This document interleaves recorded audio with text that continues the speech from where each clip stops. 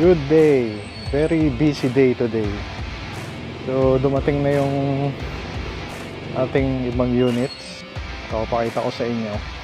Pero sobrang dudumi pa. Marami pang kailangang ayusin.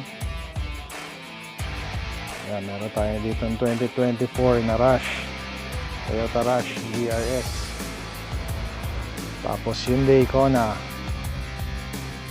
Meron din tayo dito ng MG na HS. Tapos Suzuki Ertiga na hybrid. Yung iba nasa labas kasi punong-puno na tayo. Yun, meron pa yung RAV4 nakapila ngayon para sa detailing.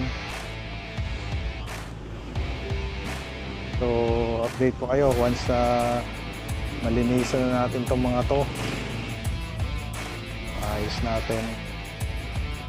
So meron tayo nasa labas na 2024 Stargazer tsaka Wigo 2023 Wigo G automatic.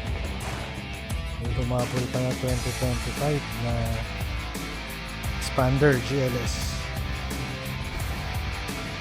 So yun lang muna, mabilis na update. So follow lang kayo, abang lang kayo dun sa page natin para sa mga detalye ng auto. Alright? Scarboy.